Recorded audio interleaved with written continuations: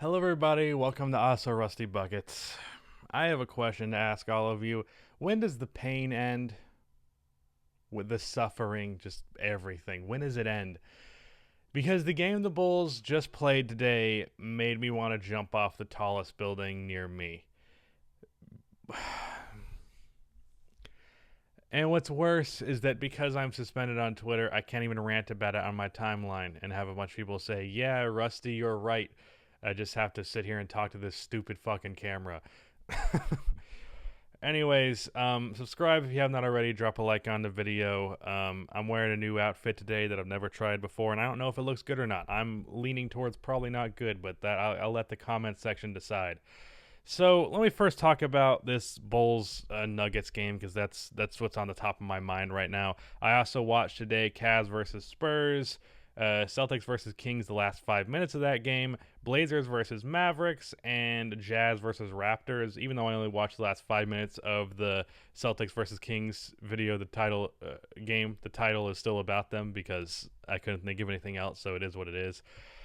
For Bulls versus Nuggets, the Bulls played a good game for so long until about halfway through the third quarter. They had about a double-digit lead for a good percentage of the game, and they were in front and in control pretty much the whole way through. There were little spurts here or there from the Nuggets where it seemed like they were going to make a comeback, but it didn't happen as the Bulls matched it, including a time where Zach hit two back-to-back threes right as they made it a 6-point game, and then within two possessions they made it a 12-point game.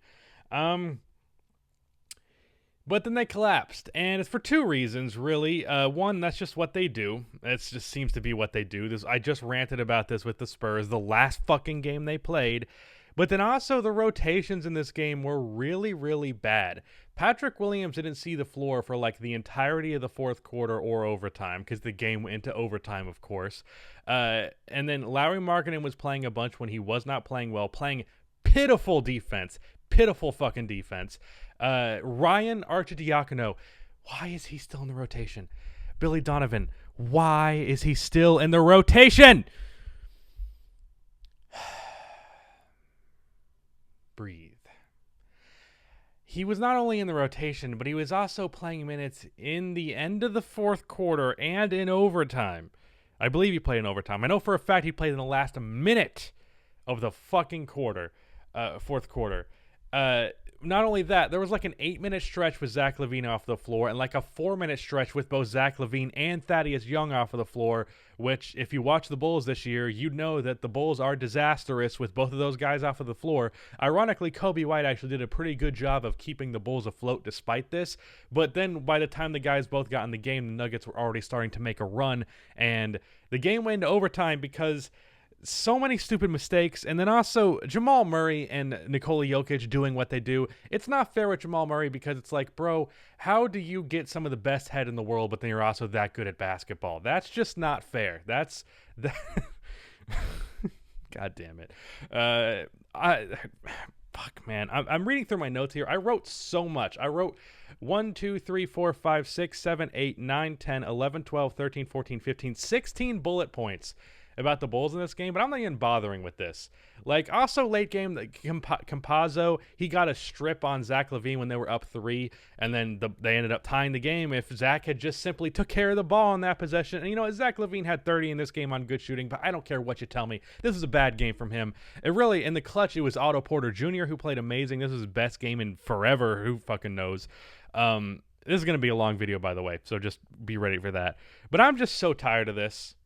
I'm tired of all of it. I can't deal with this. Like, the team's so shit. Like, they're not shit, but then they're shit. Like, this team is not bad, but they're bad. And that's so fucking frustrating because they play good for so long and they play so bad to close out. Second game in a row, they blow a huge lead. They did this to the Thunder in one game. They've had a couple of games like this. And it's just like, just have some level of consistency. Either be shit or be good. I'm tired of this. We're good here, we're bad here. I don't want a mix. Give me one or the other. I'd rather you just be bad and then we get Cade Cunningham or whoever the fuck than just be this middle of the pack team. And like, I was okay being an 8 seed, but like, I don't want to be be just average. Don't be good or bad. Just be average. Not whatever the fuck you're doing right now, because it just pisses me off. I don't want to talk about the Bulls so long because I do it enough, and I'm sure it makes a lot of you annoyed. Although a lot of you also seem to get off on me just being in pain. But this is so frustrating, and I'm tired of it. I'm sick and tired of it. And this Bulls team, if they are not active at the trade deadline, I think Kenny tweeted this, I'm going to be very fucking annoyed if they're not active in the trade deadline. I don't even know what I want them to do, but they need to do something. Whether they're buying or selling, they just need to choose what the fuck they're doing. Stop fucking around with these young players that suck, okay? Other than Patrick Williams, even Wendell at this point, they just suck. Wendell missed a fucking hook shot on Campazzo, who is 5'8".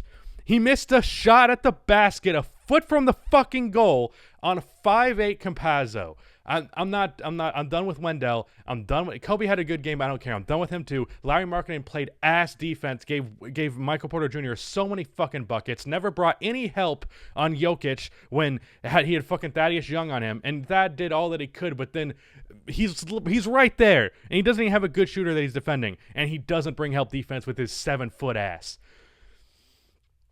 Anyways, I think that's the most passion I've ever showed in any video ever. But let's talk about Cavs versus Spurs. This one was not too much stuff noteworthy. This is a game where both teams played relatively similar to how that I expect them to, other than the fact that Sexland, as they are called, played outstanding. I think they both had around 30 points.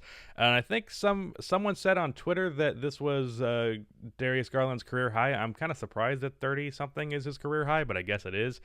But Garland, I've pointed to a bunch of times that I just think he has a higher ceiling than Colin Sexton, and I still believe that. He had a very good game here. Sexton had a very good game. Also, Garland is getting to the free throw line a bunch. But offense outside of Sexton, I put this note here, is really bad. It's really non-existent, like in terms of creating. Like, sure, there's guys who can finish plays, but there's nobody that can really create a play on this team outside of those two, which is not ideal. For the Spurs side of things, this was a very team effort across the board. There was very good shot distribution. I'll pull up the box score to see what it ended up being in total, but let me see here. So Keldon Johnson had 23, Murray had 22, DeRozan had 20, Derek White had 17, Jakob had 8, Patrick Mills had 12, and Rudy Gay had 10. So spreading the ball perfectly fine. Keldon Johnson also, he's like 6'5", 6'6", maybe 6'7", and he had a 20-20 game, which is pretty fucking nuts. Obviously 20 rebounds, not assists. His overall game, I'm kind of getting worried that Keldon is not going to be as good of a three-point shooter as it seemed like he was going to be to start the season. If I'm looking at his numbers now, his three-point percentage has dipped to 32% on not a lot of attempts. He's good at attacking closeouts and not bad at drawing fouls, a good finisher, but I'm worried that some of the guard skills could be better, and he's just more of a really undersized 4. But his hustle stuff is awesome, and I think he's going to be a very good player regardless, but that's a thing I'm a little bit concerned about with him. But yeah, that's all I really had to say. The Spurs won this one. They had control of the game pretty much the whole way through. The Cavs did make a decent late game run, but it wasn't enough to get the job done. Celtics versus Kings, the last 5 minutes. So this game, the game was basically tied, and then as soon as I turned the game on, the Kings buried them. First play was an inbound play for the Kings. There was a second left on the shot clock. Can someone tell me why no one closed out on Rashawn Holmes? I understand he's not a shooter, but there's a second left. What do you think he's going to do besides for shoot it? You might as well get a hand up, because the guy, I think his second season, he shot a little bit of threes in Philadelphia off of the bench when he was playing power forward, and he made them at a decent rate. I know he doesn't shoot them now, but he's not so poor of a shooter that you just give him a wide open shot for no reason. He banked that 3 in, and then pretty much after that happened, the Kings just took over. There was another play that was a layup, I think. I don't remember what it was. DeMar DeRozan hit a bank shot, floater type thing. Then in transition, Buddy Hield hit a 3, and then De'Aaron Fox got a pull-up and 1. And the Celtics' late-game offense was pathetic. They weren't getting good shots. Even when they did get a clean look with a Marcus Smart 3, that one did not drop. I don't know what his stats for the total game was, but he did not look good in this last 5-minute stretch. There's not much you can really pick up from in the last 5 minutes, but you can look at clutch stuff, and this team was not very clutch. So Marcus Smart, 3 for 7, 1 for 3 from 3. He's not been amazing back yet, but that's perfectly fine. I think Kemba Walker got an and 1, and what's his fucking name? Robert Williams. I don't know why I almost called him Andre Roberson. Robert Williams got a put back layup or dunk, I think, but that was pretty much it in terms of their offense in this game that I watched. This Celtics team, I think Funky tweeted, I'm done with Celtics takes. I just don't know, man. I give up. Something like that. I don't get it with the Celtics anymore. Like, I'm planning on making a deep dive that focuses a lot on the Celtics for next Friday. But, fuck, I can't figure it out with this team either. Like, one day this is the issue, the next day this is the issue, and I don't really know what to make of it. I think they're just broken. That's what the title is. The Celtics are broken. I don't know what's wrong with them. Like, at this point, they have Marcus Smart back. They're still losing games to teams that they should be beating, like the Kings. It's just unfortunate. For Blazers versus Mavericks, I'll be honest, didn't pay a whole lot of attention to this one because this game was on while the Bulls meltdown was going on, and I was just watching my screen in disbelief as the Nuggets continued to pour on the points and the Bulls continued to play with themselves while they went down. That was horrible phrasing. I did put down as a note here, Luka is hitting his threes now, and nobody's talking about it, but he did shoot 30% from three in this game, although he did have nearly a 40-point triple-double, so you can't be too mad at him. Tim Hardaway had a very good shooting game. Porzingis sucked, as he has a lot lately. Other than that, I mean, like I said, there wasn't too many notes. CJ, this is his second game back, I believe, and he looked awesome in this one. He finished with 30, hit some big shots down the stretch to secure this one. Melo has played good in every Blazers game I have watched. Like, if you look at his season stats, they're not much better than last year's. I think he's a little bit better from three, and that is roughly it. I'm going to pull up the stats just to confirm. But he is good in every Blazers game I watch. Like, he finished this one with, I believe it was like 18 points. Yeah, 6 for 11, 3 for 5 from 3, hit a clutch three-pointer. His shot just, he looks good in every game that I watch. And the NBA app stats thing sucks. I'm not going to bother looking at what he averages. But I'm pretty sure it's not that different from last year. But he just, like, every game that I'm watching, he looks awesome. Luka threw a pass that I made a note of. I think it borderline confused the cameraman.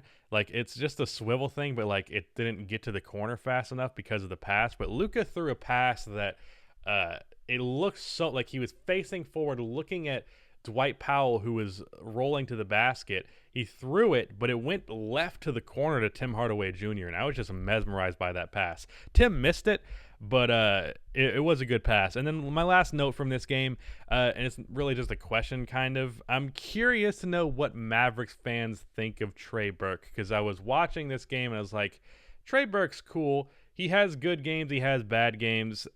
This one, I didn't really know. Like, this one was good. He was 4 for 4. Oh, look at that. I was like, he wasn't doing anything crazy. But I just looked at him. I was like, I wonder, this is a guy that I could see the Mavericks fans loving or hating. It could go one way or the other because he's kind of a streaky guy sometimes. But that's about it. And then I watched the fourth quarter of Jazz versus Raptors. Today was a day where I was not trying to watch a bunch of other games that ended up happening.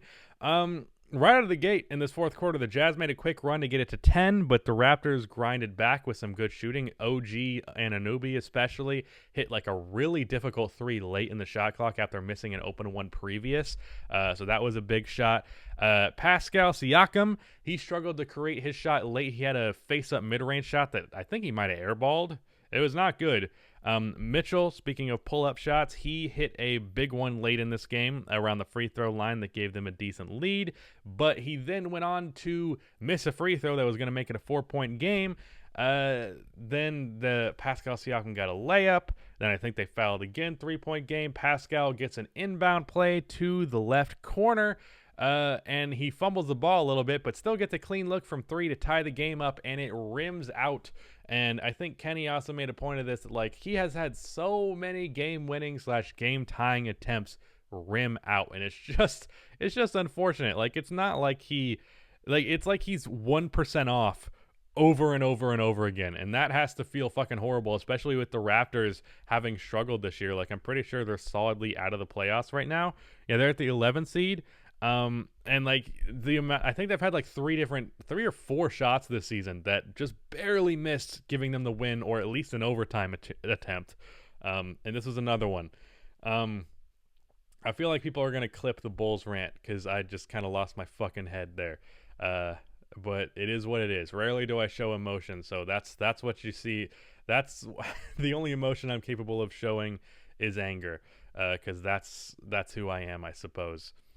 That's not a good thing to say. Anyways, I want to upload this video, get back on Warzone because I'm fucking addicted. Tell me if this outfit was any good. I feel like it wasn't.